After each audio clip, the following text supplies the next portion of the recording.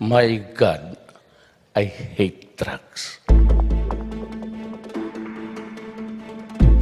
As part of the rehabilitation of Manila Bay, various government agencies went out for inspection again today. Authorities discovered something's wrong with the wastewater coming from a large mall. Our Paulo Barcelon tells us more. Government officials involved in the Manila Bay rehabilitation effort ramped up inspections of adjacent areas and establishments Saturday morning. Environment Secretary Roy Cimatu and his team of government officials inspected the bayside area of a popular shopping complex in Pasay City. As you can see, the background is the SM, and we are close to the point na gusto natin makita yung ano nila, outfall that one, just below that dome. Diyan lalabas yung supposed to be wastewater na nanggagaling dyan, meaning treated water na supposed to be.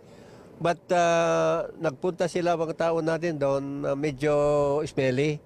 So there must be something wrong with the wastewater na lumalabas yan. We got some samples, and the result will be released by Monday. Secretary Cimatu says they will meet first with management of the mall to find out the source and check the coliform content of the water from the outfalls. CNN Philippines is still trying to reach the Mall of Asia's administration for a statement on the issue. Meanwhile, authorities also inspected the Baseco compound area in Manila. Here, they found several houses lighting up the shore and dumping waste straight into Manila Bay. Around 47,000 families live in Baseco compound. Trash traps are seen as a temporary solution, as well as a proposal to build either common septic tanks or a sewage treatment plant in the village to be installed by the water provider. But the DENR says relocation of Barangay Baseco's residents living near the breakwater would be a permanent solution to the waste problem. They are not supposed to be there, lalo na itong mga illegal, informal settlers nito. 50 dyan, 50 rin dito. They have to go. They have to be relocated. Cimatu and his team also checked the mouth of the Pasig River, one of 17 rivers that end in the historic bay. He says they intend to tackle the environmental problems of each of the rivers one by one. We'll go to the establishment, find out if they have water treatment plant or yung lumalabas na yan, this direct discharge na. Ito na ngayon mga mapapasaraduhan ng mga ito. The planned rehabilitation of Manila Bay comes in 3 stages: cleanup and improvement of water quality, rehabilitation, and protection and sustainment. Paulo Barcelon, CNN Philippines. And this just in, the SM Mall of Asia in a statement says it has not received a formal report from the Environment Department regarding the inspection. It adds it has always supported the government's major projects.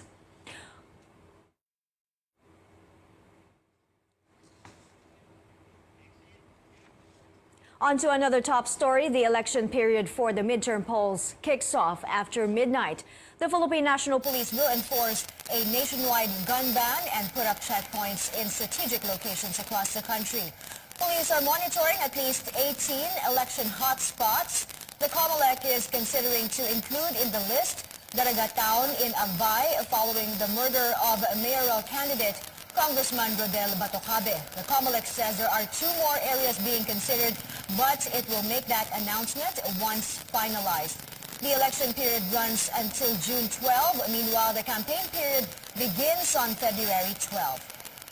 President Duterte orders the military and the police to assist the COMELEC in holding the plebiscite for the Bangsamoro Organic Law and in this year's elections. The president approved the COMELEC's request to deputize the armed forces and the PNP for the plebiscite on January 21st and February 6th and the May 13 midterm polls. COMELEC spokesperson James Jimenez says with the president's order, they will be able to call out the police and the military when necessary, and they'll also train policemen to substitute for election officers who may be absent on election day. Speaking to CNN Philippines, COMELEC spokesperson James Jimenez reminds the public on what to remember when it comes to checkpoints.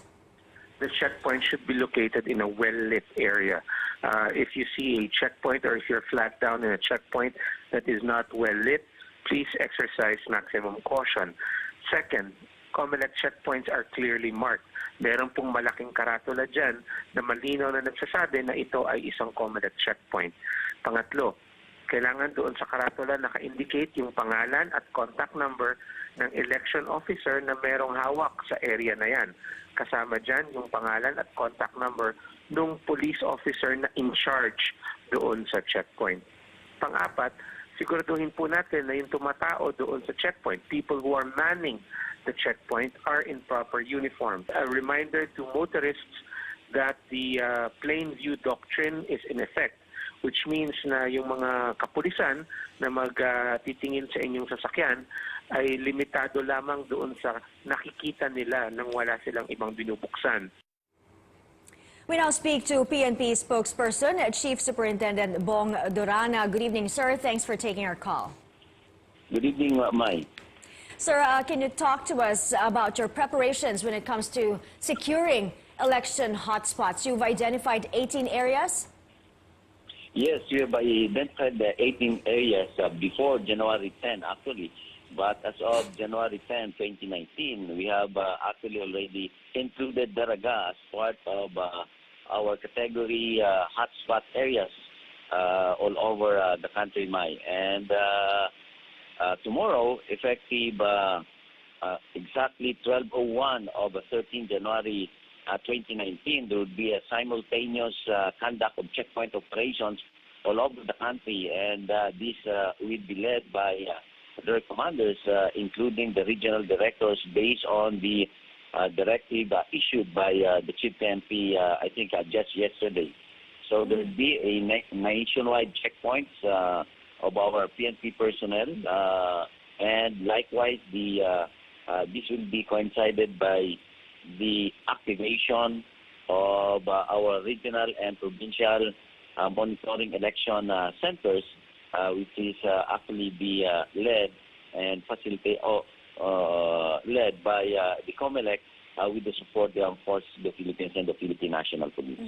Sir, talk to us about those checkpoints. How does the PNP ensure that only legitimate checkpoints exist?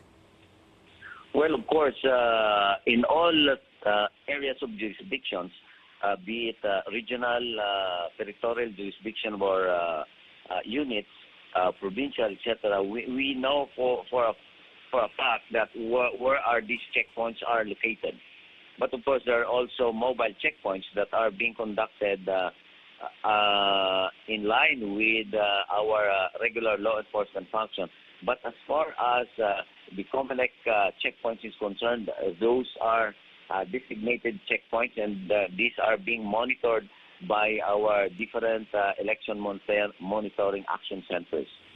So, Sir, yeah. earlier, COMELEC spokesperson James Jimenez was talking to us about the reminders or guidelines for the checkpoints. An important reminder to motorists is that police can only look through the vehicle's windows, pero hindi po nila pwedeng hawakan or to open compartments and bags. Is there an exception to this rule, sir? Well, plain view doctrine, that means that you cannot search the vehicle. But if the law enforcement officer saw some violation, that's the time they can do an actual search. So that's exactly, those are contained actually in our police operational procedures that our law enforcement, law enforcers or implementing the checkpoint should observe that plain view doctrine mentioned by Jimenez.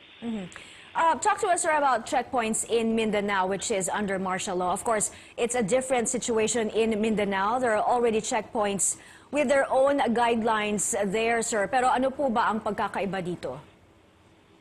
Well, the same actually, especially now that starting tomorrow, there will be a nationwide conduct of checkpoints actually. So it's the same principles that they need to follow. For instance, it should be conducted in well-lighted place. It should be manned by uniformed personnel, and it should be led by a police commission officer. It should be properly marked, and the contact number of the election officer that has jurisdiction in that area should be listed there in the Comelec checkpoints mark. So it's almost the same, and the plain view doctrine should be followed as well. That is well understood among the law enforcement officers' mind. All right, thank you for talking to us. PNP spokesperson Bong Durana, maraming salamat, sir. Maraming salamat. Thank you and good evening.